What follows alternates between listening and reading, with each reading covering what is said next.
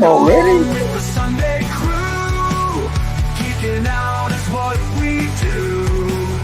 Giggle on, it's gonna be great. Don't be late, let's celebrate.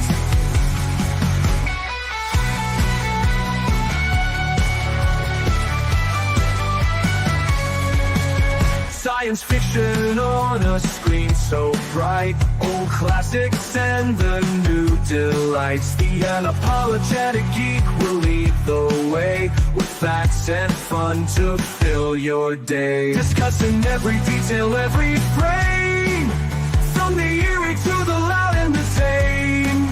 Gig along with all that's great. Those Sunday vibes you can't debate. Tug along with the Sunday crew. Geeking out is what we do. Giggle on, it's gonna be great. Don't be late, let's celebrate.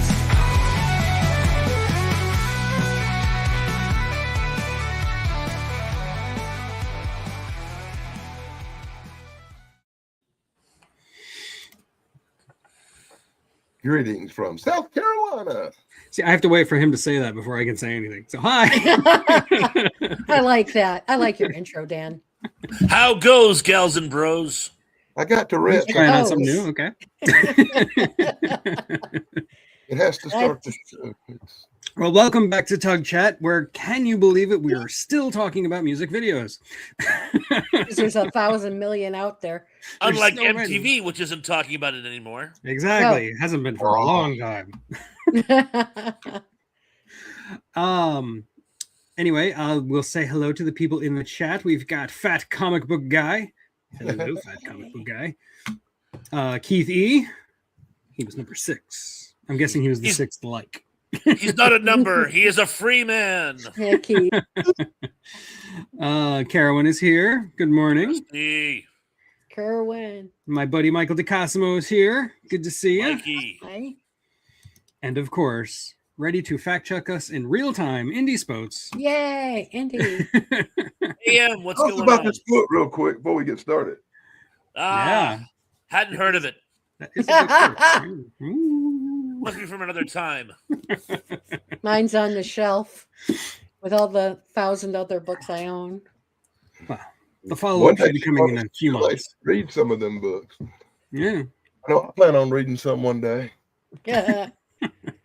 One day. My reading bucket list has fallen into the I should live so long I can't category. get That's mine, too. I'm reading because I'm attempting to get caught up on the 782 more movies I want to see.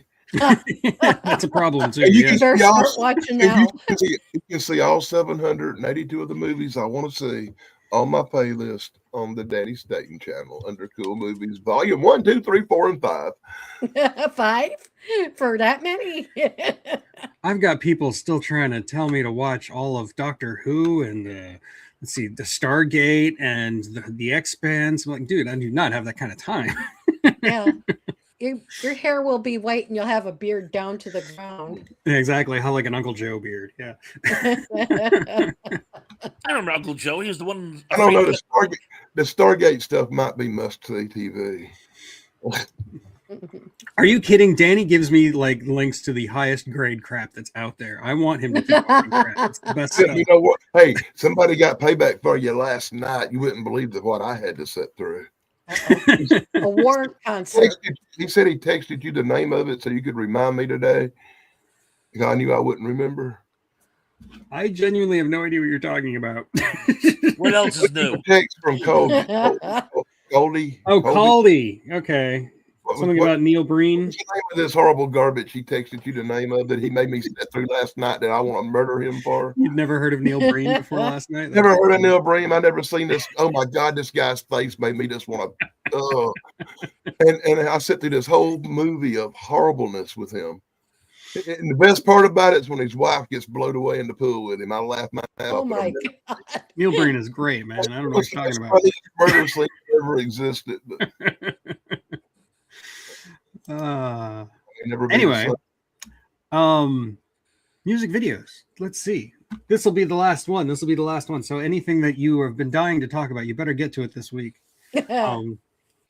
So I'm going to talk about the most viewed music video on all of YouTube by a mile. And that is, can anyone guess? Rick Astley, Never Gonna Give You Up. No way. That was Michael Jackson. Nope, it's Something. Rick Astley. Wow. Torment, boy. Because of 4chan. 4chan made Rick rolling a thing. So I disagree with you. I think I saw that damn Whitesnake video where that girl rolls across that convertible more than that. Oh yeah, I've seen a lot of videos more than that. I'm just saying it's the most viewed one on YouTube just because so many people link to it. Until like I think it was about 6 months ago, Rick Astley finally started to like his music label finally started enforcing the copyright on that video, so you can't actually go to other channels to see it anymore. Never gonna give. I just had to bring it up because my son is learning to play it for band. Oh, that poor kid. He actually likes it. He thinks it's hysterical. He's into internet memes, and classic internet memes at that. Oh Lord! It's also weird to watch that music video because Rick Astley's voice and his face do not match. He looks like a 12-year-old, especially in that music video. It's so weird. He's like dancing under a bridge. It's a really phoned-in video. It really is. It's totally terrible. It kind of reminds me of that Rebecca Black Friday video, which is a homemade video. I just had to bring it up. My favorite joke about this song, Never Gonna Give You Up, is if you take the lyrics and you reverse them. So it's I will give you up, I will let you down, I will make you hurt, all that stuff. It just becomes a Nine Inch Nails song. That's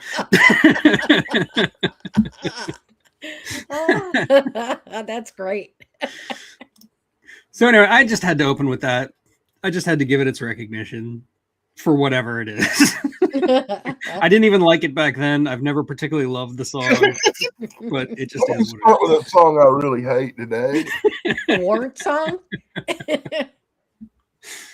That's all. I'm done. Open with a strong one, huh, Tug? Yeah, every time. So, Danny, what do you got? Okay, I'm gonna open with one. I just don't think. I'm surprised you didn't say it was better than maybe Warrant. Tug. Maybe That's Tug, what I'm saying. Maybe Tug seen it, but Thrash.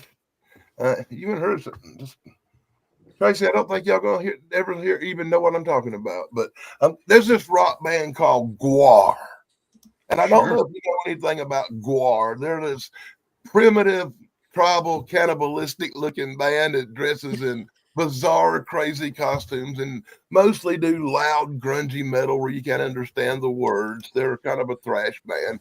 No pun intended there, pun. But Gwar had this one song that didn't sound like nothing else they ever done. And the video is a mind-blowing odyssey. It's called The Road Behind. I knew it. It's about, you know what I'm talking about? I do. I know Gwar. I'm not familiar. And it's about their journey going down the road on tour and stuff, and the video's an odyssey of things you probably shouldn't do. If you listen to the lyrics of the song, you'll understand what I'm talking about. So, hello, Brogu. I recommend if you hadn't seen the video, you watch the video. I started to send it to Tug this morning, but something came up. I've seen it before. It's been a long time, but it's memorable. You have to admit, look one it up. song is something totally different for them, is it not? It doesn't sound like Gwar, yeah. Like if you just listen to it by itself, you can kind of tell it's Gwar, but not really. It wouldn't have been my first guess. But I will say about Gwar, when I was doing my cave tours last year, where I was like going through all the caves in the southeast, like in Kentucky, Tennessee, there was a cave literally just called the Caverns, and they have like an underground venue where you can actually like play concerts. And Gwar was there a week before I was. I missed them by 1 week. I really wish I had seen that. It would have been so cool. The best thing about a Gwar concert is when they do the thing. Remember that guy who used to take the sledgehammer, the sledge-o-matic guy, the comedian, and bust stuff Yeah, up? Gallagher.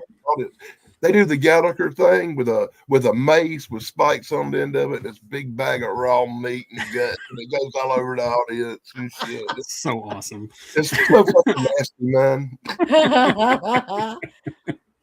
I love Gwar. Now I got to see them. They're a trip. They're grotesque and horrible, though. They're not for children. No, Yeah. not at all. No. With a name like Guar, I don't think Last so. time I seen a clip from them, I never got the pleasure of seeing them in person, but I've got some bootleg videos, concerts and stuff people sent me. And the last one I seen back when the VHS worked, the girl in the band had the whole from waist up just non-existent with the big things bouncing around playing guitar. Probably the greatest show on earth. I really wish I had seen them in the caverns, because like imagining Guar in an underground cavern doing a concert, it's a match made in heaven, man. It's perfect. Or maybe that other place, not heaven. This is the other place, Mr. Valentine. Right. Just out of curiosity, just how familiar are you with them? I'm not super duper familiar with them. I have seen videos of some of their concerts, and I've listened to a little bit of their music, but I wouldn't say I'm like a super fan or anything. I wouldn't say I'm a super fan, but I do have a couple of Gore albums and a bunch of VHSs of their live show somewhere. What about you, Thrash? Guar is the Muppets if they were created by Aleister Crowley. That's really I'm marginally familiar with them. I did go through kind of a metal phase, but I never really listened to them a lot, so I really can't speak to them. But I will say it's a very interesting pick. Well, since it's on you next. Yeah, you're up. Oh, and hey, Slasher Fred, welcome to the party. Oh, and by the way, I do remember the Curly Shuffle. By the way, they used to play that on Dr. Demento all the time. Yeah. Loved my Dr. Demento. And be warned, my next pick is one of the few songs that ever made me cry. Oh. I'm already. Well, anyway, I won't speculate. I'll just wait for you to surprise me. But I'm going to pick. And remember how last time we were speaking, I talked about how a lot of music videos seem to have a dystopian or a post-apocalyptic theme to them. I'm going to open with one of those. And it was, in my opinion, what was one, and a lot of people have mixed feelings about this, so I'm already getting ready for the pushback, but one of my favorite songs from the early 90s was from Smashing Pumpkins, and it was Bullet with Butterfly Wings. I know it's a tad repetitive, but I always thought it was a really good song. It was kind of like beat poetry with a grunge feel to it. But the music video is just so wild. It's some type of dystopian labor camp where and they're digging for something, and you're not sure what it is. It could be the Ark of the Covenant. It could be they're just building foundations for some like new futuristic dystopian buildings, don't know, but they sort of rise up at the end, and it's this like incredibly brutal. It's like watching a mini movie from like it was a Japanese filmmaker who I'm going to get his name wrong in the post-war years, who made the Human Kid Rodan? No. It was when they were actually making anti-war films. And a lot of it was about the subjugation of the Chinese in these labor camps, and how in the end they were trying to rise up. And it's like right out of that. So it's this incredibly intense music video, great song, and the whole thing just kind of comes together. So I'm gonna open with that one. I remember when that came out, I was at the height of my music snobbery, where like if it was super popular, I hated it, and I hated the Smashing Pumpkins because they were super popular. But I remember seeing this video. It didn't make me like the song, but it made me appreciate that there was something else there. Because like that music video is actually, it's really intense and different, and I know exactly what you mean. I liked it. I remember seeing it. It didn't have a real deep, dark impression on me. I remember the song better than I remember the video. Well, yeah, it's hard to forget the song. It's so repetitive. Eddie Vedder, Yeah. he went to my high school years after I graduated. So he graduated from Evanston Township High School. Oh, okay, cool. Yeah. Good alumni. Yeah. Yeah, Billy Corgan just strikes me as way too pretentious to be tolerable. I can see that, and so much crap about the band came out afterwards that it's like you have to do that thing where you separate the art from the artist. Yeah, So, it's true. And I've lightened up a lot of my music snobbery as I've gotten older. I can listen to Smash and enjoy it, especially like 1979. That's a good song. You said Billy Corgan? Yeah, Billy Corgan. God, Yeah, he's I know him a lot more. I know him a lot more for what he done for promoting professional wrestling than I do of him as a musician. That's true. He did do a lot of that. Wow, I and didn't know apparently, that. I did mean Kobayashi. Although I was having the name Masaki wrong. Kobayashi. Yeah, I think I was thinking there were a lot of. In fact, that was pretty much the only film the Japanese could make in the years immediately after the war was anti-war films, just to show how non-militant they were. So there were a lot of that going around. But I was specifically thinking of the Human Condition films, but I just had the guy wrong. But thank you, as always. Indeed. Yeah, I thought you just needed to narrow it down more because you said it was the Japanese anti-war director from the post-war period. I'm like, that's all. You brought up Billy Corgan.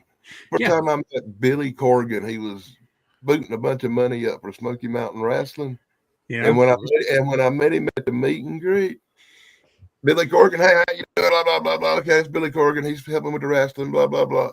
I had no freaking idea had nothing to do with no bands.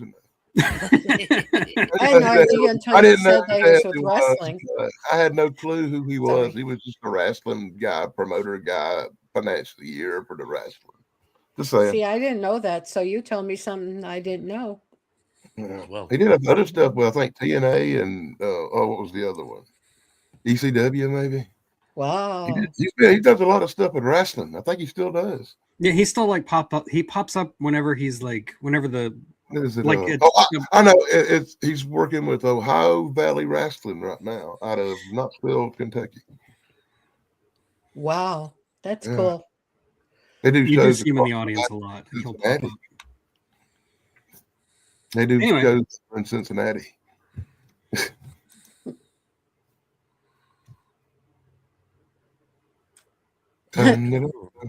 Okay.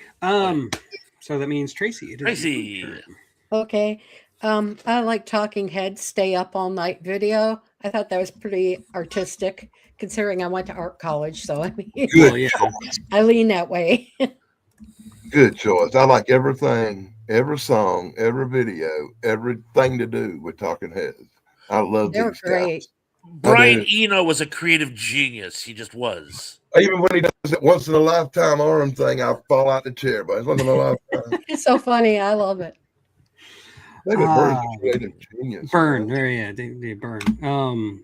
I said Brian Eno, didn't I? You did. Sorry. I always do that. You short-circuited my brain a little because then I was trying to remember the actual name and it just wouldn't come to me because then all I could think of was Brian Eno. Sorry. I thought that was the drummer's name, but okay. Oh. Maybe. Bass player or something. But yeah, he's he's an autistic superhero. Like he's a role model because he's extremely autistic. That explains a lot. He wrote a book about it. It's actually a very cool book. It just came out a couple of years ago. I just don't know what it says for me that my favorite song by a band would be something called Psycho Killer. Psycho Killer. I love that song. Sorry.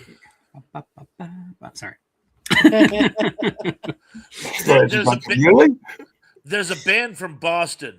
Their probably biggest hit was a cover they did of Do Wah Diddy.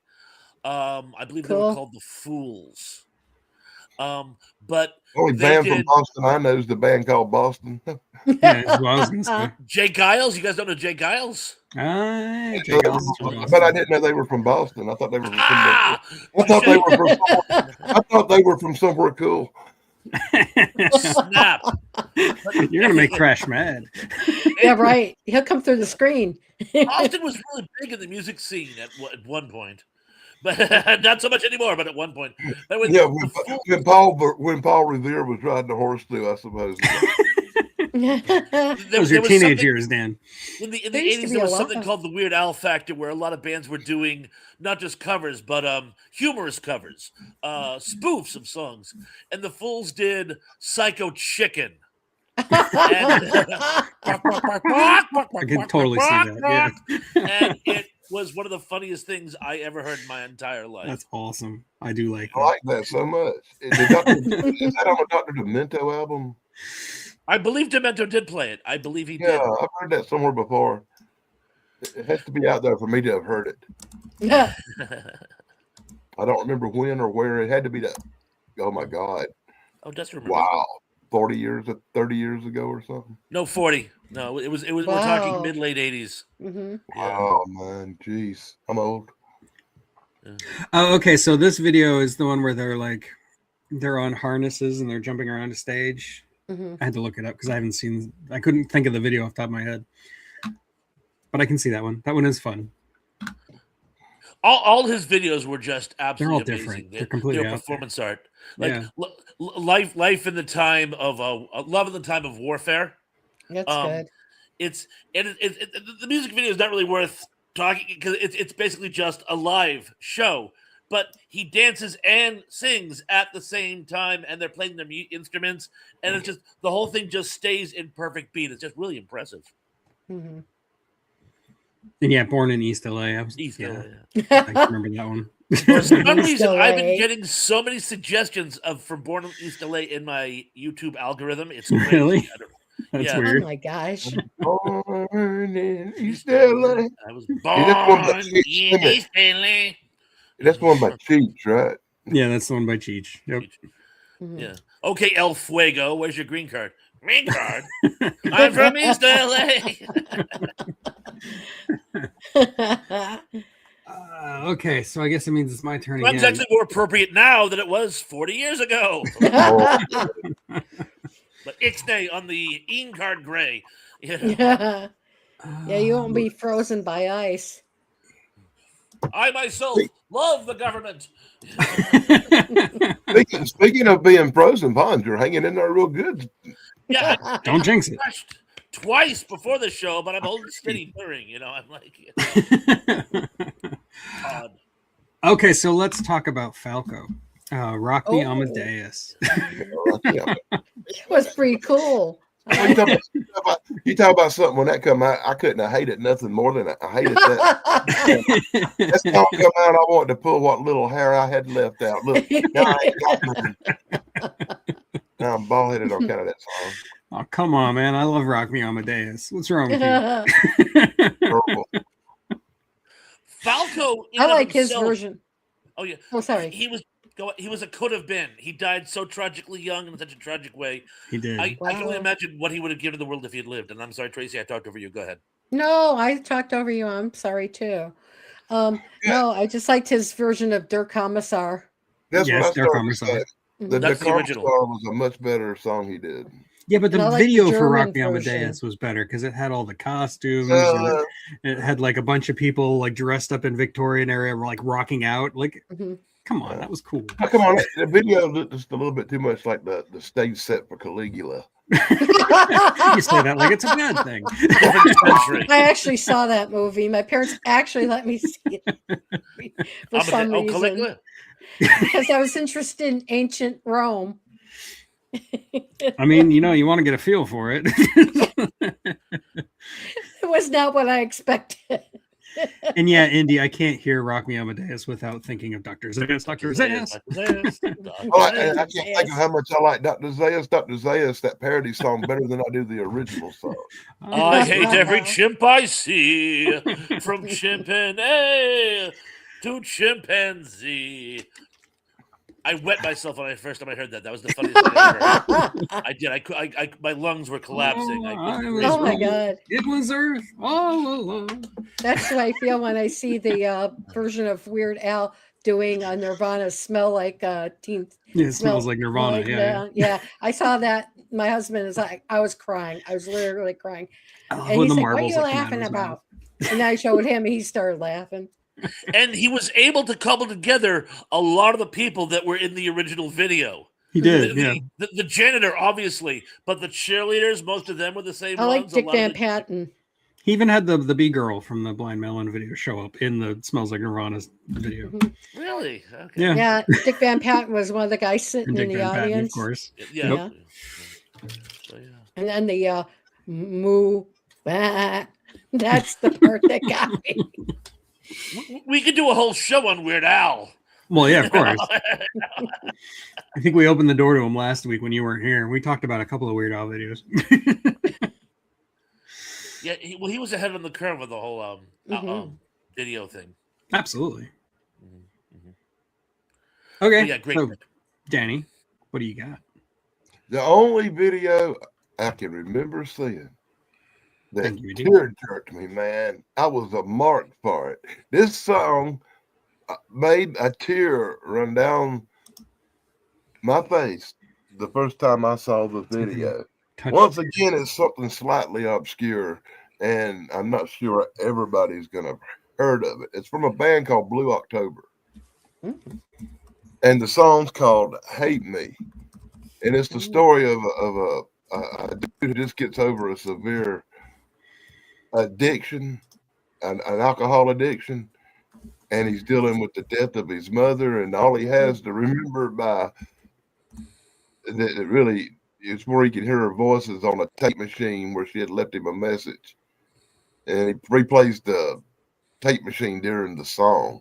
And I don't know if you've ever heard Blue October or Hate Me, but this song will make you cry, man. It's deep and emotional, but it's kind of a Yeah, I've never actually heard of it. Yeah, sorry, I just not familiar with it. Sounds I have to amazing. see it now. And it's not that old. It's probably what, 15 years, maybe something like that. I'm not familiar with that. I also was not It's familiar with it's from an era that I wouldn't normally pick music out of. That's how good it is that I brought it up. I must expose everybody to the greatness that is Blue October. Yeah, apparently that song released in 2006. That's relatively recent. But sadly, this could be really one of the only good songs they do. But it's great. One hit wonder kind of thing. But that's why I'm not familiar with it. It's in this century. I don't listen to music from the century. Yeah, exactly. It's just, and I froze on that. Yeah, Blue October got that ass. 21st century. I'll be right back. That's what you get for criticizing Blue October. Oh, you guys are something else. They got zapped, boy. That's karma. Feel that here, Thrash. That's karma biting your ass, boy. Guess who pooped in the living room? Well, I mean, I can't really talk about it because I haven't seen it before. God, I wish you had seen it. But then you'd cry, so because dude's mom dies and he's burying her, and it's sad as f. But geez, come on, Danny, you're always trying to make me cry. Not half as bad as that guy tried to make me cry last night by making me sit through that piece of garbage. Oh God! I'm harping on that. What did you say, Thrash? Well, I said, sorry, big brother. Oh, when yes. I'm the 21st century, I went, zing! I'm like, sorry, big brother. He loved Big Brother. Yeah, Roko's basilisk is going to come after you. Okay, so it is actually your turn, Thrash. Oh, and by the way, bitte mein Herr, I did not know Indy spoke German. Very good. Bitte meine Deutsch ist kaputt.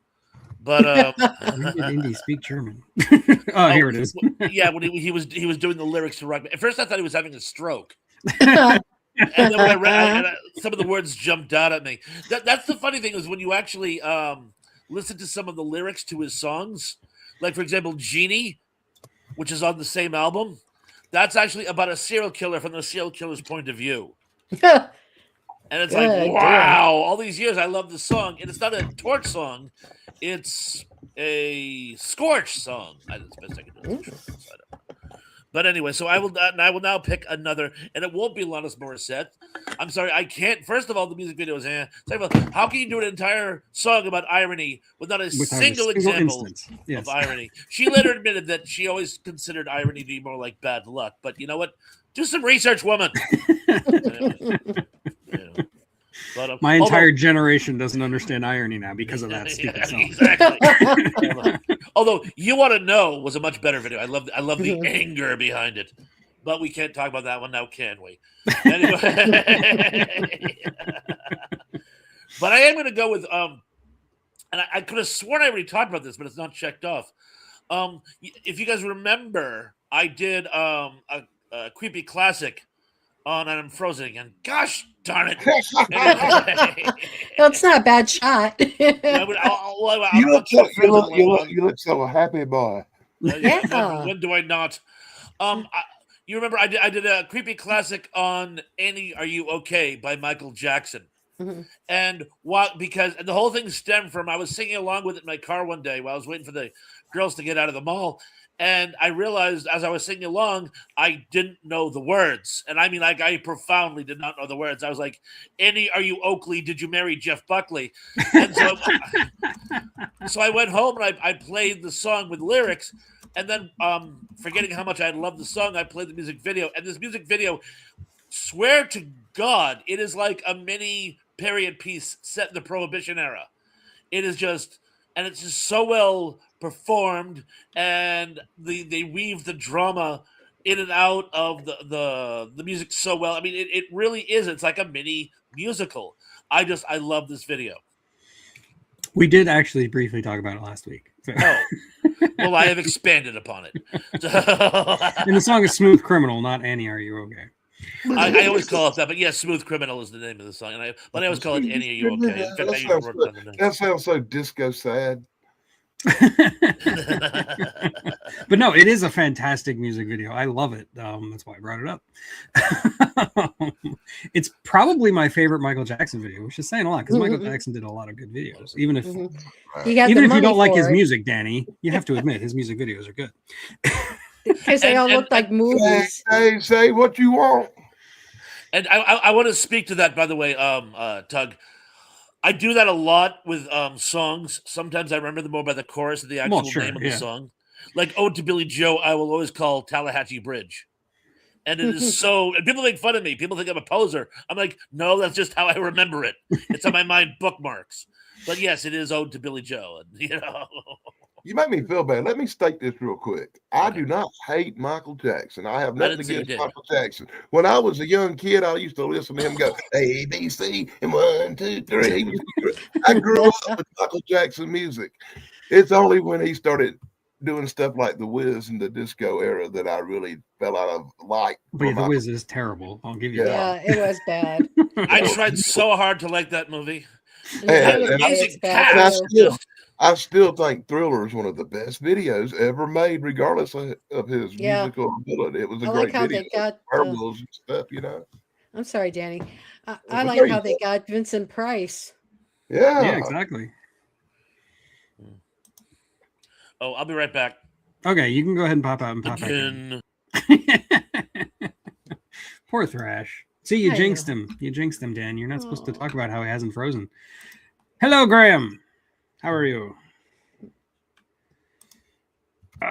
So yeah, in the chat, if you want to go ahead and keep dropping more videos that you can remember, go for it. I mean, like I said, this is the last week we're going to do this, so put everything on the table. Don't hold anything back. So you're accusing me of being a wrestler named Danhausen who goes, "Curse you! You are cursed." Okay, Thrash is back. Oh, and Indy, I take it you're not going to see the Michael Jackson movie coming out. I'm going to guess because there's a new Michael Jackson movie coming out. Oh yeah, it's oh my God! I thought he was dead. It's a biopic. You know what? Yeah, I think I saw a trailer for it, and I just like kind of in one ear out the other. It's about him. I'm not going. I wouldn't be in no hurry to see it myself. Well, I more than understand. I'm just making conversation. Yeah, it's just called Michael. Yeah. And his work with Quincy Jones, which, frankly, the work with Quincy Jones is possibly more interesting. Well, yeah, true. But the thing about "Smooth Criminal," to bring it back to "Smooth Criminal," is actually Michael Jackson wrote that song, not Quincy Jones. So. Oh no, Michael wrote a number of songs, but yeah. Quincy was there. But yeah, good point. Thank you. Oh, and by the way, Indy, singing to rats, and I'm sure you already know this anecdote because you know them all already. He wanted to do the score to that movie because when he was a kid, he had taken a household rat and domesticated it as a pet because his parents wouldn't let him have pets. His father found it and killed it, and it traumatized him as a child, among many other traumas of his youth. And I wanted to read that into the record. In case you were wondering why the hell would someone sing a song about a rat?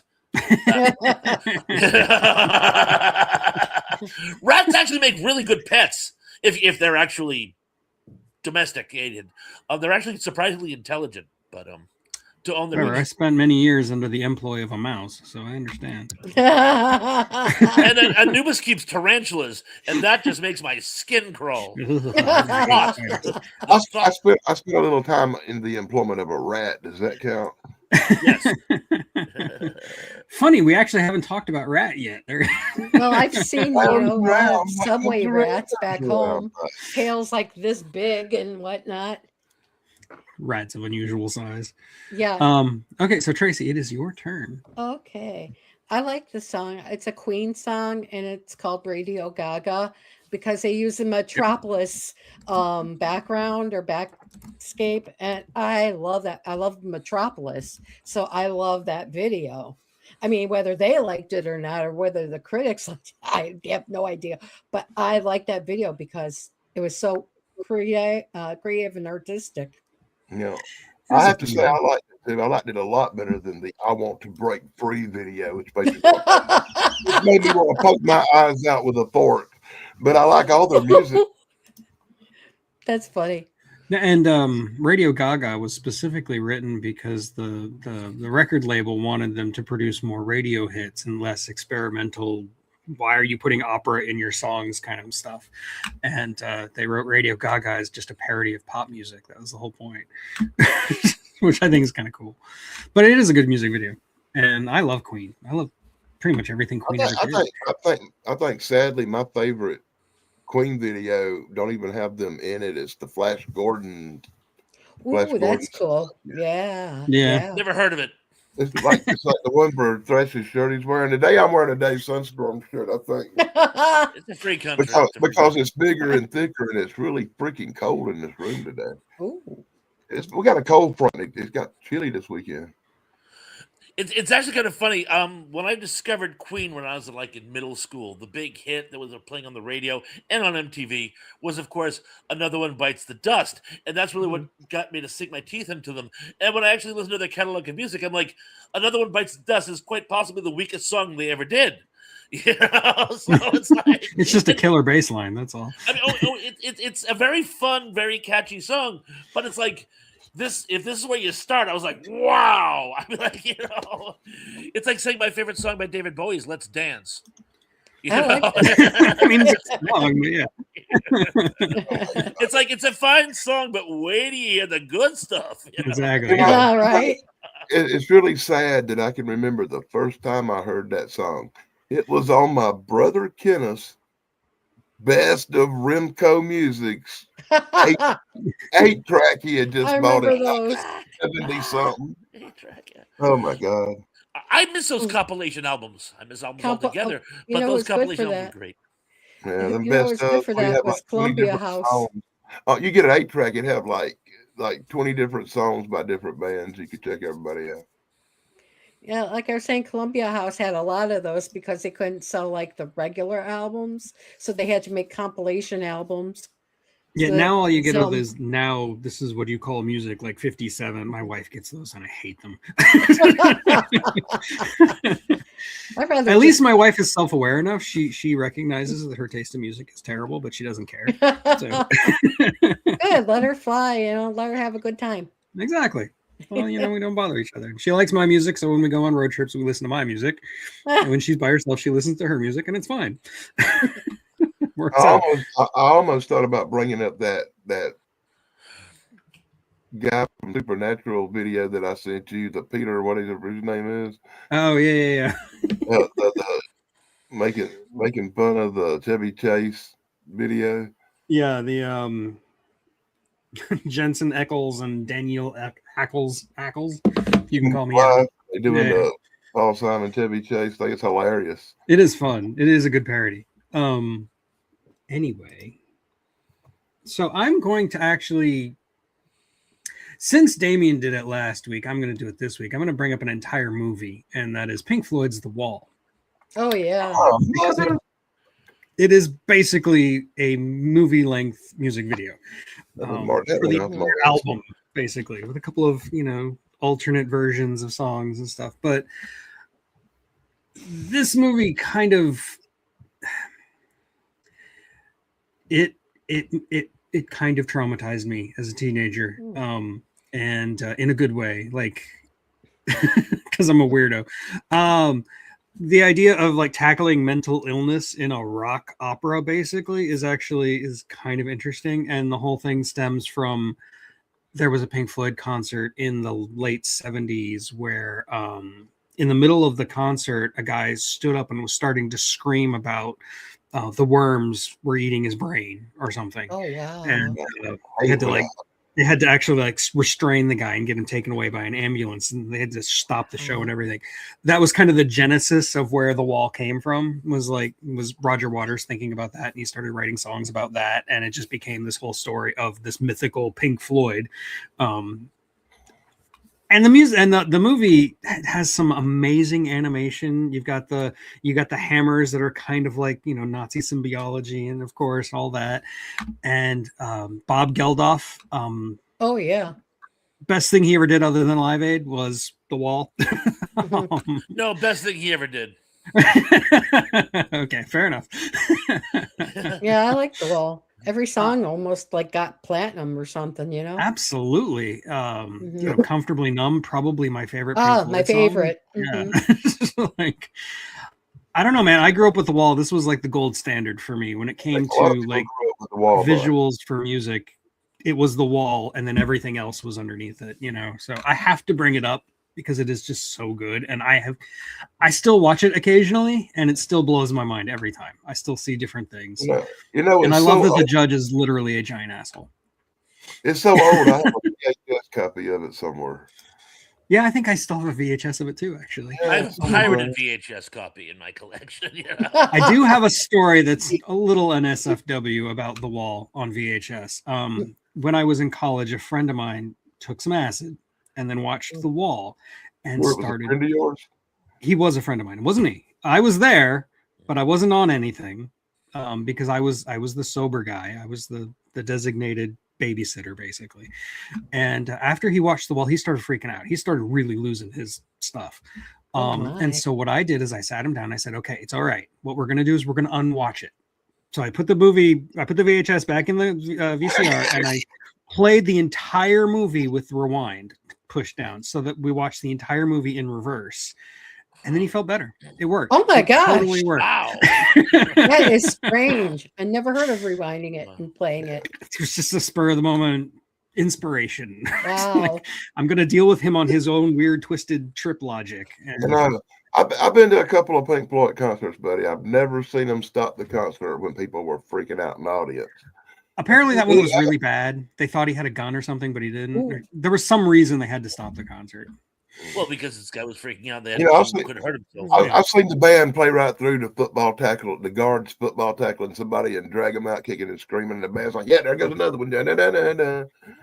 Yeah. And a number of the things that happened to Pink in the movie were things that Roger Waters dealt with in his personal life. His father was killed at Anzio. Yep. He did find out his wife was cheating on him while he was on tour. He called home, and a man answered the phone. Yep. And it wasn't mental illness, but he had food poisoning. Oh. And his manager showed up, and they pumped him full of sodium pentothal. This will get you through the show.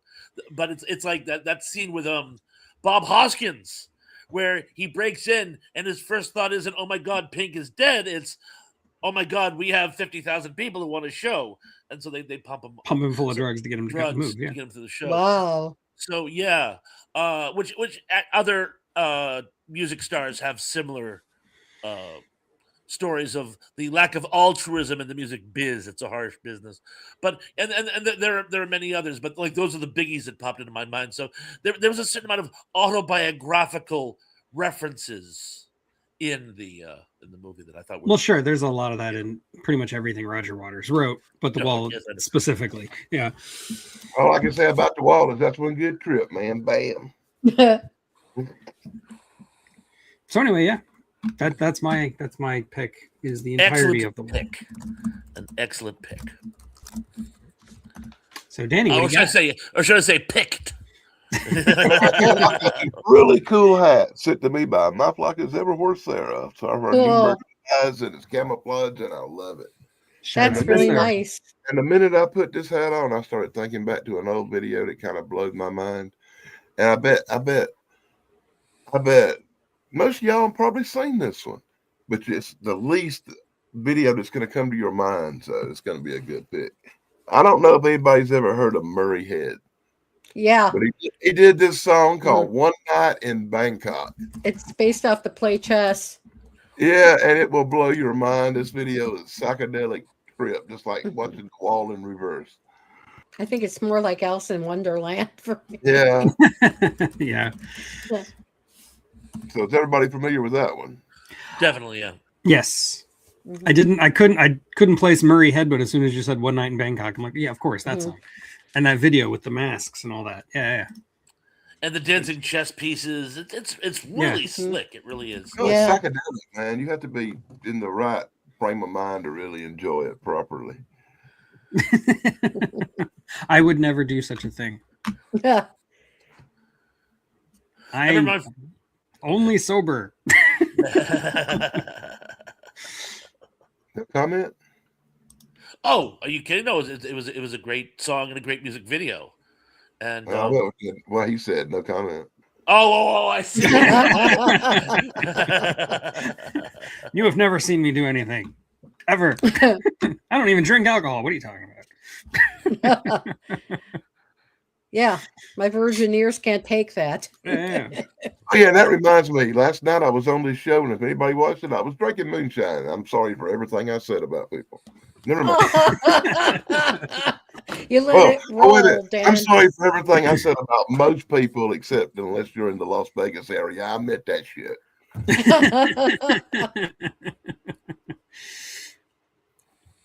Okay. So One Night in Bangkok. Anything else about that, or were we good? I guess we can move on to Thrash. Okay, so I will pick another one at random. And I think I'm going to go with, as you know, I have this thing about not Genesis, but Phil Collins. I never could get over the fact that his phoned-in soundtrack to Tarzan beat the South Park movie. That has bothered me for decades. And I understand you can't really count South Park, the musical, as mainstream for any number of reasons, but the soundtrack was outstanding. And it actually, they did it as an old 1930s Busby Berkeley musical, and I thought it really held water. So just the innovation alone, I thought they should have won, but I know I'm getting sidetracked. So anyway, I have this thing against Phil Collins now. I still listen to In the Air Tonight, but I somehow have this moral objection to the man. I do apologize. It's a personal matter. But that being said, the original video, and there have been others equally good, but Land of Confusion with the spinning image dolls is one of the greatest music videos ever made. I'm glad somebody brought that one up because, it is an amazing video. I love that Reagan doll. That Reagan doll is so perfect. If you listen to the lyrics, the song has some really serious, deep meaning. Oh, absolutely, yeah. Oh, yeah. It kind of still holds up today a little bit. There's a remake by I'm gonna botch it here. Help me out, Indy. A band who also did a remake of Sound of Silence. And, wow! I think I've heard it. I know the remake you're talking about. It's awesome too. It is awesome, and the music video is downright poignant. Not to get political again, I myself love the government, but anyway, they're watching you. They're watching all of us. I know. I always go back to there's a great scene in Night of the Generals where one of the generals.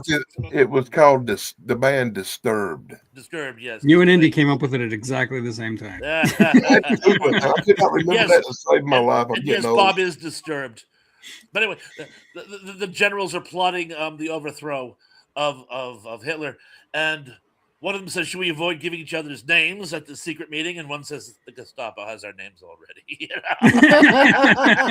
And he says it with this, why bother? They Cool.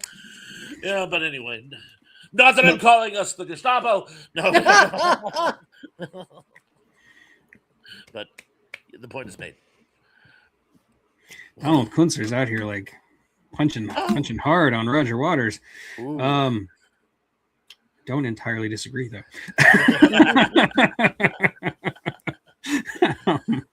Not to mention how I feel about him as a human being, but that's for another subject. That's for another Ixnay on the politics pay. Yeah, right. I will say Land of Confusion is one of the greatest music videos. It just is. Like, those puppets are fantastic. I love that the members of Genesis were willing to have completely ugly versions of themselves, like these weird caricatures that they look wrong. I love everything about that video. I love the whole he's dreaming about being in, and like there's water under his bed for some reason, and everything he just accidentally pushes the red button. And no, he's having night sweats because that's what it is. It was night sweats. For World War III. That's the weird thing is, I always kind of on a satiric level, but I always kind of thought that that's how Ronald Reagan saw himself. You're probably right too. I really do think that's kind of like the way he saw the world and himself, you know. And you know, I loved Reagan when I was a kid, but it's still very funny to see the portrayal, and I laughed at it even then. Oh yeah, like I mean, I grew up in a Reaganite family, but like we still laughed at that kind of stuff. Nobody had a better sense of humor than Reagan himself. Are you kidding? I was an actual young Republican back then. You know, Ronald Reagan's the only president I've ever voted for. Hey, wait, how did you get to vote for him and I couldn't? Because I'm old. Fake ID? You must have just made it because I was 17 when during Reagan's last election. I had to wait until the next election to vote. You must have just made the cut. I was born in 65, and I was emancipated from my family at 16. We've been through this several occasions. I keep thinking you and I were born in 67. You're actually a bit more than a few months old. We were born in 67. Yeah, you and I were. So you couldn't vote in 88 either. I know. Neither can I. I was 88. Wait, 88. We could vote in 84. We could vote in 88. I couldn't vote in 84. In 83, I was 18. I was 16. But yep, I could vote before that because I got emancipated and was considered an adult at 16. Does that work? I had my own car. I had driver's license in my own apartment when I was 16 years old. But I didn't think you could register to vote. Maybe you voted illegally. I'm not going to say it was automatic. Limitation. I'm just thinking of an adult, you get registered to vote. And it was because I was emancipated. Breakfast I Club. I didn't vote. I didn't want to. I got mad actually because they started calling me for jury duty. Oh wow, yeah. I'm 16. What the hell am I doing on jury duty? And you're registered. I served on a jury. Jury duty. Oh no. Next month. Just tell them you hate everyone. It was a lot easier when I was in Florida because my dad was a well-known lawyer in Florida. I could just say my last name and they'd be like, "Your name is McGill. You're out." Well, or say you love all policemen, and they're always right. Yep. I remember years ago I knew an assistant district attorney, and I joked with her once. I go, "This is like the third time I've been called for jury duty, and I haven't picked up." And she goes, "No one's going to take you, either side." And I go, "Why?" They go, "You look like a reactionary." I'm not. No, but you look like one. And they're going to take one look at you and go, "Nope." Yeah. And I'm like, okay. I figured out. I figured how to avoid jury duty for the rest of my life. Unregistered to vote and tell them you don't never want to vote again, and they won't call you. Really? Oh wow. Yeah, it's based on your voter registration. So once Dang. I quit voting and got my registration thing taken down, I don't have to worry about that crap no more. They've never called me again. Now that you mentioned it, that there was a stand-up comedian who actually did a joke about that. He goes, "It terrifies me that our country elects its leaders by a batch of people too stupid to get out of jury duty." Oh God. You're right, Indy. He should have just shouted, "I'm not a reactionary." That would Not be always- hilarious. Yeah. So, what are your thoughts on the death penalty? Oh, I'm bloodthirsty. I 100 yes, 10% support it. I'm a weirdo. I actually want to be on a jury. I think you'd be I'd fun. love to be on a I've been on jury. one. Yeah, I want to be on. I want to be on a jury too. I want to be on a jury too if it was some of that Columbo stuff. Or Yeah, some because of it actually, like some of that 99% of the time, it's going to be a really mysteries. boring trial. No, I get on jury duty because some lady got their tire come off her car and it went through the windshield of the car behind her. Man, like I care. I didn't get a good case. The one time I almost sat last time, and it was funny. I was in the last batch to get pulled, and it was really funny because they go, now this case is over a septic system. Did you get a septic system put in recently? I go, yeah, just in time for the town to go sewer. True story. The town is going sewer. And I put it, but anyway, and he's like, do you think you could be objective? And I go, of course I could.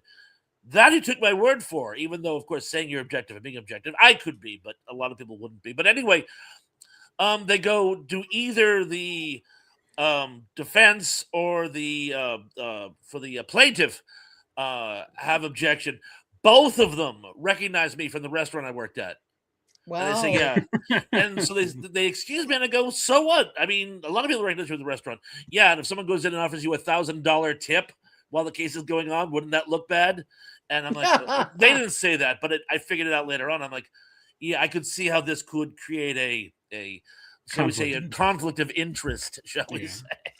Or just the appearance of impropriety. That's all it takes. Which, exactly. And then you get appeals. So, yeah, both of them like, yeah, you're a good server, but bye. Right. Okay, so enough about jury duty. How do we get so sidetracked? Oh, yeah. I don't believe they made a music video out of 12 Angry Men. So, Tracy, what do you got? Okay. There's a band that was really good, and they were promising. Man, they were promising. I've seen a video of theirs, but it was like just on stage where they're performing to a crowd. And it was the Stone Roses with I Want to Be Adored.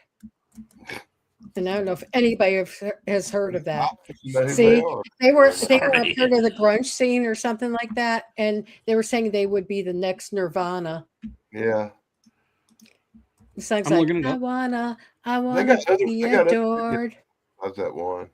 I don't remember the names of them. There's another band that's weird like that called Rose Tattoo that opened for them. But this is Stone Roses. Yeah. And they were good. Yeah, I know. I've always got obscure things because I liked a lot of obscure people.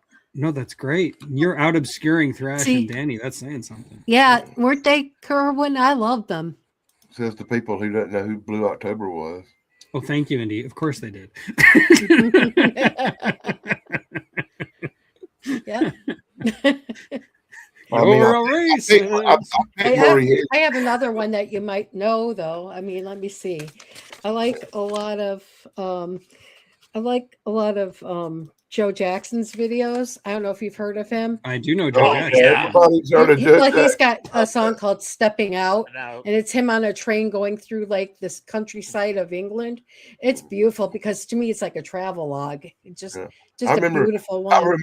I remember watching MTV, and when that Stepping Out video come on, everybody said, well, it's time to step out to the bathroom. I'll be right back. But I liked it not necessarily all the time for him, but that beautiful countryside was gorgeous. Apparently they were way bigger in Great Britain. Yeah, I loved a lot of Great Britain music back in the 80s. Well, of course, yeah, nothing wrong with that. That was the second British invasion. Yeah. Fact, you know. Apparently, Indy's wearing a Joe Jackson shirt right now. Yay! I also like a lot of Duran because it was like that too. Like I like Rio or Save a Prayer. Oh, I love those because the countryside was gorgeous. Besides all this, it's like I was on vacation for 3 minutes. I always had a thing, and I'm sure we've covered it before, but I always had a thing for New Moon on Monday, where it's the whole premise is the French underground, and then in the end the stormtroopers come out riding horses with lightsabers. It's like. You know, why couldn't That's World War cool. II have been like this? You know? Yeah, it's definitely cool. Sorry, distracted. Hey, we all have ADHD. Yeah. Okay, Definitely. so If you don't think you have ADHD, then you're not paying attention. That's right. Exactly. I stole that. I don't know from who. I can't remember. okay, I can't believe we've gone this far without talking about Anton Corbijn. So, Depeche Mode, Enjoy the Silence. Oh, I love them. Jesus. Mhm. Shut up, Dan. I like Depeche Mode. Me too. I never could say their name right. I always called them douche mode. Yes, we all lived in the 80s. It was douche commode. Okay. Douche a la mode. So anyway, Douche a la mode.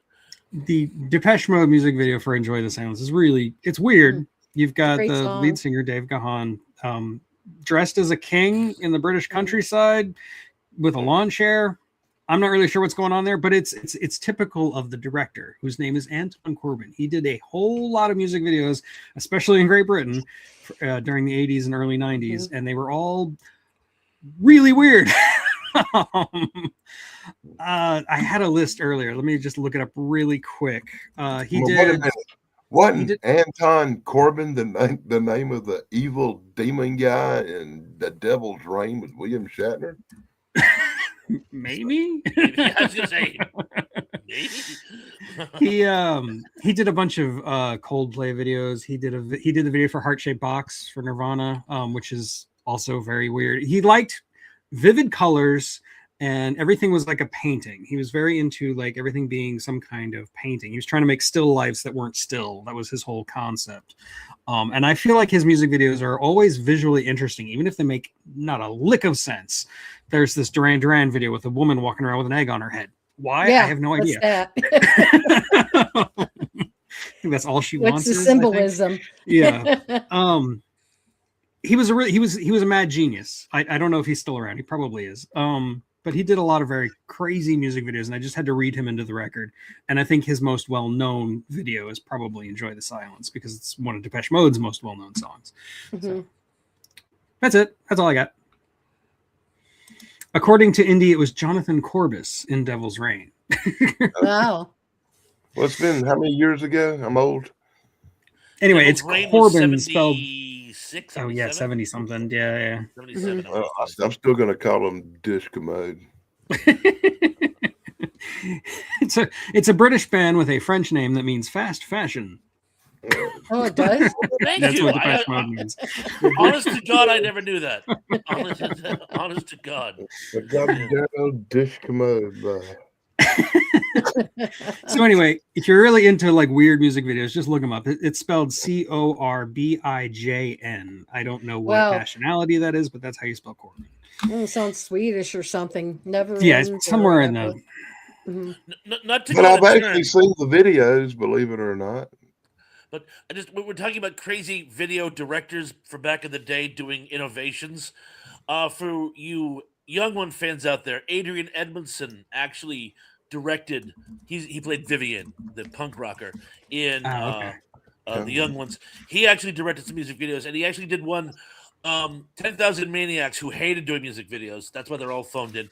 They decided that they were going to do an innovative one, and it's they did one for the song that I can't even remember the name of the song. It wasn't one of their best, but he has her falling into a vat of water, and Adrian Edmondson realized that to have the water clear enough so that he could actually see her hit it in slow motion, it had to be under 40 degrees. Only he didn't tell her that. And so the scene in the movie where the video where she dives into the water, she didn't know until she hit it was going to be like really cold. And anyway, that's Okay. Sorry, I just Shock to the system. Yeah. that is all. Okay, Danny. So your turn, Dan. See, I'm trying to do stuff. I'm going to try to do stuff for the most part today. Except for the Blue October thing, I've been trying to do stuff that people probably seen. And you guys have probably seen. So I'm going to go with one that was totally off the wall. And that's by this guy named Thomas Dolby. I don't know if you're real Oh familiar. yeah, I remember him. But his video first, he blinded me with science. Has to be one of the craziest out there videos I ever seen, and it inspired a wardrobe decision in my youth because I did wear the jacket with the weird hat for a while. Great choice. Never heard of Thomas Dolby. Are you kidding? The whole sound system named after the guy. He actually became a scientist too, ironically. I think the album was called "The Golden Age of Wireless." That sounds right. Yeah. And the guy he got to do the background vocals, good heavens, Miss Sakamoto, you're beautiful. That guy was he was an English scientist. He was sort of like England's version of Mr. Wizard. He did like shows and stuff. Oh So yeah, they actually got an I actual remember that, Mr. scientist to Wizard. actually do it. And I always loved that video when I was a kid because there's two really hot girls in the video. God, Flash. Good heavens, Miss Sakamoto. Miss Sakamoto. Hey, yeah. Apparently, he's going to be in St. Louis next month, so maybe I could go see him. Folks, I got a bill for him, and I'll be back in a minute, okay? Okay. He's still touring? Apparently, he's still touring, and like I said, he'll be in St. Louis on April 21st. I feel like the guy from Back to the Future, the old professor now. Great Scott! When I was obsessed with computer graphics, there were a series of movies called the Mind's Eye movies, which were just like showcases for computer graphics back in the 90s. And Thomas Dolby did the soundtrack to one of them, and it's actually really good. He did some really good music. I've always liked most of Thomas Dolby's bizarre, weird stuff. Yeah, he's always experimenting. I love him. And maybe I will go see him next month. That sounds fun, actually. And see if there's still tickets available. How much Thomas Dolby tickets now? Hope TKO. Hope TKO ain't sponsoring him. Wrestling tickets are $1,000 a piece now. But She Blinded Me with Science is great. Awesome. Yeah, it's a good song. Okay, well, while we wait for Thrash, Tracy, it's your turn. We can skip over him. Okay. Let me see. I'd rather not. You know what I like though is David Bowie's Cat People video for the movie Cat People. Yeah, I love that movie and I love that song. For Cat People theme. Video.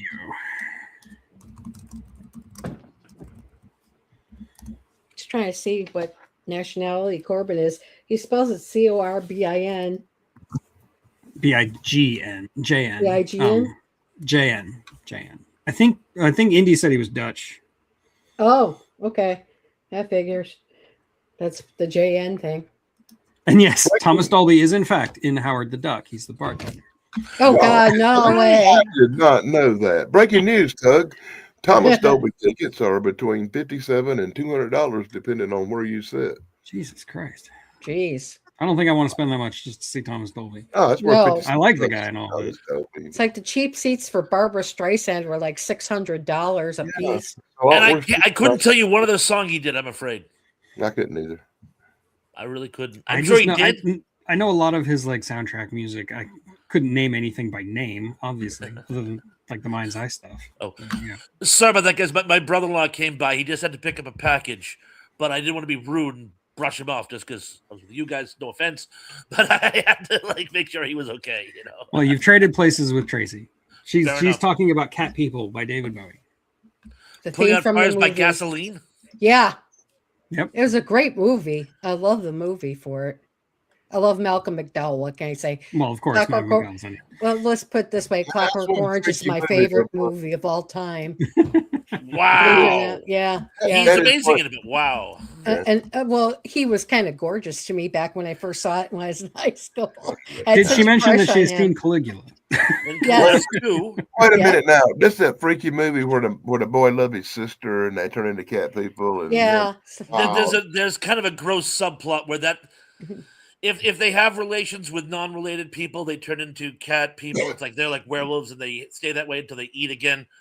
But if they stick to their own bloodline, they don't. And it's kind of an ew.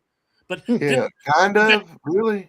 Tug, didn't we talk? Don't they kind of gloss over that in the original one? It is in there, but it's much more subtle. This is like direct. It's like in your face, yeah. Literally in your face. But it is a great movie. It is a great movie, and Malcolm McDowell was amazing in it. I think it's Natasha Kinski's best movie, to be honest with you. Mm-hmm. You know, I love her. And the song "Putting Out Fires," "Putting Out Fires with Gasoline." It's an amazing song. I loved when they used it in "Inglourious Bastards." Yeah. Oh wow, I have to see that. Oh yeah, you do. You know, the more twisted, the better. So. Yeah, they use it in "Inglourious Bastards" in a particularly good scene, and it alone is worth the price of admission. So yeah, if you haven't seen "Inglourious Bastards," please do. There you go. So yeah, good, amazing pick. Amazing. Let me pick. write that down too. Putting out fires with gasoline, which I learned this in shop class when I was a kid. You actually can put out fires with gasoline. You shouldn't try, but it's possible. It is. Liquid gasoline will quench a small fire. Again, I wouldn't recommend it. Also, you don't have to touch gasoline directly with fire to set it off. It'll just the vapors will ignite. That's why you shouldn't smoke at a gas station. Well, that's actually the problem. Gasoline will burn, but it's not combustible. Correct. Gas vapors will explode. In fact, a professor, bite my tongue, he was a shop teacher. He said if you take a quart of gasoline, I'm sorry, a pint of gasoline, if you throw a match on it, it will just burn on the top like a tiki torch. Wow. If you can spread it into the air like in a mist form, it has the equivalent of 2 sticks of dynamite. Yikes! Whoa! So it's much more dangerous, which is why you always want to and the shop class was always ventilated and stuff like that. He said it's really important that we're careful with our gas-filled rags. Yeah, and if you look on the Danny Staten channel, you can see a visual demonstration of this about 2.5 years ago when my drunk ass went out into a barn fire in the backyard with a lot of gasoline and lit it off, and it combustion with the fumes and set the whole bloody yard on fire. And that video is on YouTube right now. Enjoy. YouTube, this is not meant as some kind of anarchist cookbook tutorial. Absolutely, positively not. Reading that into the record, we love the government. We do not want to blow it up. Although my birthday is Guy Fawkes Day, just for the record. Do you remember? And speaking of remembering, I have to be right. Okay. Tug, the Treaty of Versailles was signed on my birthday way back when. Yeah. June 28th. Auspicious. There you go. Yeah. Mm-hmm. Jason Voorhees was born on my birthday. Oh, wow. You were born on Friday the 13th? My mom was born on the 13th. So that's a good number for me. Yeah, I'm 5th of November, which is pretty much it's Guy Fawkes Day or the day that Doc Brown went back in time to 1955. Or, well, not Doc Brown, but Marty McFly. Yeah, we got you. Before Indy corrects me. Fun, you're back. We'll see how long it lasts. This time it was because I was frozen again. Okay, so I think it's your turn. We did Putting Out Fire. Yes, David Bowie. It is. And I'm going to pick for my pick. You'd think I'd prep while we were pontificating. But I love the No Kings or Ghidorah sign, by the way. Really I was praying someone would pick up on that. But it's just he's just talking about his rivals. There's no actual underlying theme, of course. No politics. Nah. I better write that one off. So thank you. I'm gonna go with, speaking of covers, there was a instrumental group in the 80s called The Art of Noise. Oh, yeah, I love that. They did a cover of the Peter Gunn theme, which everyone knows the theme song. Very few people have actually seen the show. It's up there with I Can Dream About You. Most people don't even know it's from Streets of Fire, let alone have seen it, which is a pity because it's a really cool movie. But I digress. But yeah, so everybody knows the Peter Gunn theme, and they do a video for it, and it has Rick Mayall, again, from The Young Ones. And he does it as a sort of quirky, bumbling private eye. And so it's this really cool rendition of a song with this sort of 80s electric sound. Yet Rick Mayall is playing this sort of bumbling private investigator. And it's just so much. I wished they had expanded it into an actual movie. I really wish they had made a movie about because, they did like Dragnet and other spoofs on earlier shows. I wish they'd done a comedic Peter Gunn movie with Rick Mayall. But regardless, the music video is a lot of fun and very, very entertaining. I love Peter Gunn's theme. Oh, good God! I hope Warner Brothers ain't watching this. Rick Mayall's dead at this point. Rick is dead. The people's poet. They will AI his ass. Yeah. That's actually from a Young Ones episode, by the way, for you keeping score at home. I didn't get that. Thank you. Yeah. I was a huge Young Ones fan. They were funny. A huge Young Ones fan when I was actually in high school, even in college. And it's funny because Rick Mayall plays a character named Rick, and he's doing this romantic fantasy about when he passes. And he goes, this place will become a shrine, and punks and skins and rastas will all come here to pay tribute to their fallen leader. And the kids will say, Rick is dead. The people's poet is dead. And this is where it gets a little sad / creepy / poignant, whatever. When he actually did pass on, the internet exploded with people saying Rick is dead. The people's poet. It was actually quite touching. Oh. But wow, did I digress on that one. Even for me, I was sort of off the hook. You very rarely got any good English television on PBS when I was young. You know, about the most exciting thing you saw was Doctor Who, and most of the thing was Downtown Abbey or something similar to that. But when we got cable in '79 and I got the BBC network, I was exposed to Benny Hill and all kind of other stuff. He was funny. English people can be somewhat raunchy with their television. The first show I fell in love with on BBC was Blackadder. I love Blackadder. Oh, that was a good show too. He had like time periods that he was in. Absolutely. Yeah. Every season was a different time. My favorite English show of all time is one called Being Human. That's a good show. Yep. Yeah, I love this show with the vampire, the werewolf, and the ghost living together. I can see why you like it. Yeah. It's like the dark side of Three's Company or something. See, what I like upstairs, is downstairs. That's a good one. Mine is a tie between Monty Python and Faulty Towers. Well, very funny. Yeah, those are classics. Yeah, I love the Flying Circus episodes. Absolutely. And I gotta hand it to you. Now that's comedy. Tug, I can see how you'd have to have some time between the day after and Threads, because in some ways Threads is even darker than the day Threads after. is harder to watch. Yeah, it is for any number of reasons. So that's going to be a toughie. But I think Threads is amazing. Don't get me wrong, the day after is absolutely outstanding. But I think on many levels, I think Threads actually works better. And it was so funny because I remember seeing it like as a teenager and just being like just blown out of the water by it. It was just so like wow. But I thought the sister was cute. So on the plus side, you know. But yeah, I got comments on that. I mean, that video is actually performing pretty well for me, and I've got a lot of comments on there telling me I have to do Threads, and now I have to do Where the Wind Blows, a couple other movies too. But Threads is definitely it's on my schedule, but it's going to be a little while. I gotta breathe.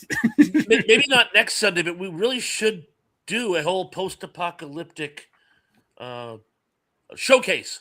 That could be fun. Yeah. I've already got a plan for next week, though. Like I said, it doesn't have to be just looking. What is that? Okay. So, well, we can talk about that before we get to our honorable mentions because I have a lot, so I'm going to be here a while. But next week, I want to talk about movies based on H.G. Wells, and we're going to do it like we did the Ray Harryhausen stuff, where I'm just going to show little trailers and we're just going to talk about those movies individually, so we don't have to make lists or anything like that. It's just going to be the big ones, the ones we all know, War of the Worlds, Time Machine, Things to Come, maybe even The Shape of Things to Come if I'm feeling frisky. That's very loosely. Food of the Gods, movies like that. Movies that you would immediately think of. So we'll do that next week. That'll be fun. I'll have to go through the comics. I think I've got some H.G. Wells comic books somewhere around here. I definitely do. I know I've reviewed a couple of them, like The Time Machine. I used to like those comic books based off of like Civil War and cowboys and all that. I forgot what they're called, classic comics or something. Classic Illustrated. I have. That was great. Those were good. I've got a very, very large set of Classic Illustrated everything. Mm-hmm. I got Those were anything you awesome. can think of probably on it, like Lost, like the Treasure Island. And, Wow, they were great. And yes, Grim, the war game. You could do a whole show just on the war game. Right, yeah. It wouldn't be post-apocalyptic movies. It would be movies that are about the actual apocalypse happening, like Threads. Yes. And, yeah. Thank you. Yeah. To be more specific. More specific, it would be the actual apocalypse happening on screen. You're gonna make me talk about a movie with giant walking rats, ain't you? Absolutely. I like movies with a dystopian society. Those are so interesting to me. That's my jam, man. That's what I write. and that's the funny thing is that the debate goes on because there's a fine line between some of them. True. When does dystopian push into post-apocalyptic? Mm-hmm. Yep. And it's actually fun just having that debate. Mm-hmm. Mm-hmm. Which we can have. In a couple is Logan's Run dystopian or post-apocalyptic? Say. Mm-hmm. It's a little bit Soylent Green is dystopian. Yes, it is. When that boy and his dog eat the girl, that's the other one. Spoiler alert! Dude! I didn't say which movie. Oh, when that the one with the boy and his dog. Cujo. One of the greatest surprise endings in science fiction history, and you just blurt it out. You know, Darth Vader is Luke Skywalker's father, right? Who doesn't know that? Wait, how many years has it been since that movie come out? 50. Well, it's been 50 years. If they don't know the end of it by now, that's their problem. You had plenty of time to watch. You have no idea how many comments I get for spoiling 50-year-old movies. I get so many people mad at me for spoiling movies that are 50 years old. I'm like, dude, it's a 50-year-old movie. The statute of limitations is over. Like we know Norman Bates killed that girl. And who's I can know the basic story and the premise of a movie and still enjoy it. Hell, Laura Palmer was her father. I had read the War of the Worlds book and the comic book way before I ever saw the movie. That's cool. And I still enjoyed it. Kevin Spacey is Kaiser Soze. And I'm not talking about the one also in that movie. He's also Kaiser Soze. Well. Anyway, so I'm going to go ahead and list a couple of my honorable mentions. I'm not going to list them all because we'd be here all day. There were some more Michael Jackson videos. I think we talked about Remember the Time, but it's on here. Opposites Attract by Paula Abdul just because of the stupid cat. Virtual Insanity by Jamiroquai, the whole room moving around while he's dancing, and that stupid fur hat on his head. Need You Tonight / Mediate by INXS, which is like two songs that they always played the videos together. Let's see, Rocket by Herbie Hancock. I think we did talk about that one with the doll, with the mannequins and stuff. Walk This Way, the Run DMC and Aerosmith version where they're like competing in opposite rooms and they like break through the wall. That's a great video. Eat It by Weird Al. No Rain by Blind Melon, which I mentioned earlier with the B girl. Karma Police by Radiohead, where he's in the car. This isn't a good music video, but it's on my list. Enter Sandman by Metallica. I love that song. It's a great song. The music video will give you epilepsy, no matter who you are. Look at Danny. He's like this. Queensryche's Silent Lucidity. Great song. Sounds nothing like the rest of Queensryche, but I love the song and I like the video. The top 10 worst videos ever made. And last but not least, Lightning Crashes by Live. Speaking of music videos that look like paintings, it's a great example. I like that.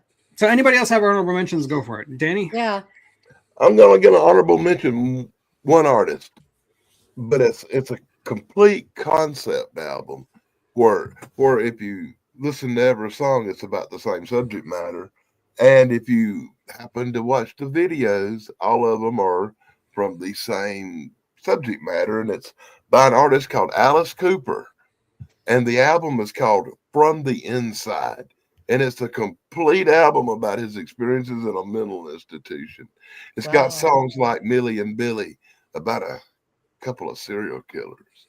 or Yeah. Jackknife Johnny, who goes on a knife rampage, or about the crazy slut who was born in Beverly Hills. And it's called Wish I Was Born in Beverly Hills, which is probably one of the best concept songs ever created. But it's a whole concept, and the videos are just so over the wall insane that it'll blow your mind if you know what I'm talking about. And if you ain't, you should look them up and watch them. I have seen those, and they are good. That's a really good pick. And that's my honorable mention.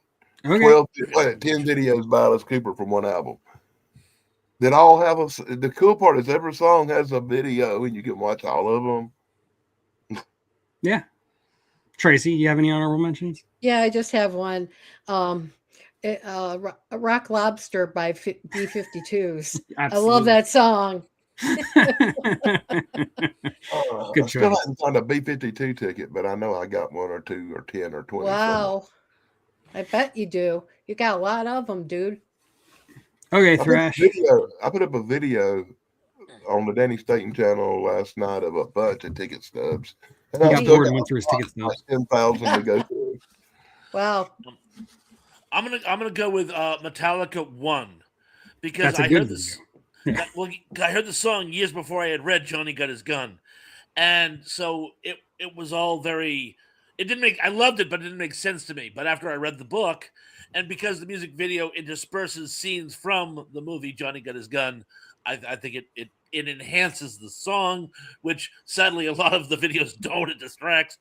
I'm going to go with Sabotage by the Beastie Boys because years ago a stand-up comedian did a joke about that, about how he saw a trailer for this new show, but he can't find a listing for it. And I got to give it to him. When you watch the video for Sabotage, you're like, this really would make a great police procedural show. Neat. Very cool. And one last one. It's not an honorable mention, but I missed the boat on it last week, so I want to talk about it. I guess you guys were talking about Down by the Water by PJ Harvey. PJ Harvey, yep. I love that. I do a creepy classic on that where I discuss it at length. I thought it was an amazing video. I loved it before I knew what it was about. Love it even more afterwards. And I invite everyone to go to my content channel and check out my creepy classic. It is beautiful. That playlist. video is gorgeous. It's like a piece of artwork. It is. So I just wanted to plug that and my own content channel. Check out the playlist for creepy classics, and that's what I'm gonna go with.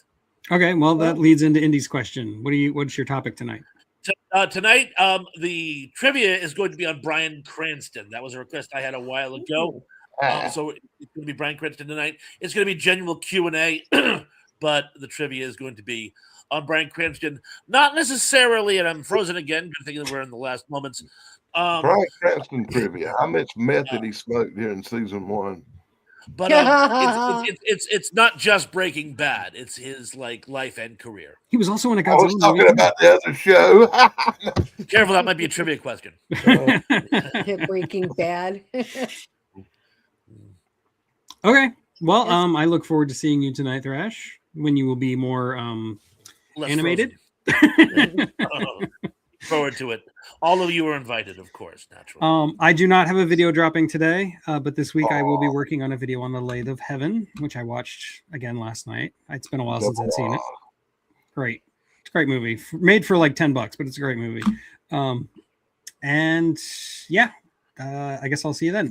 Doing Sarah and Snarky as always on Thursday, BBB on Saturday if she doesn't cancel again. So yeah, see you guys there. Peace. Yeah. Same thing he said. Yeah, I'm gonna hit the button now. So thank you and good night.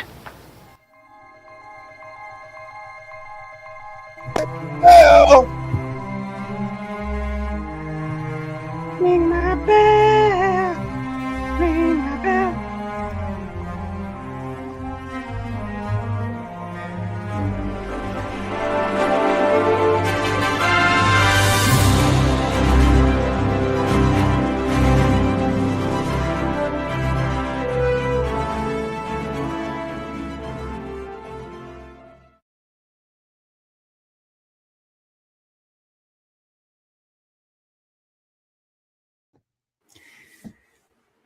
Thank you.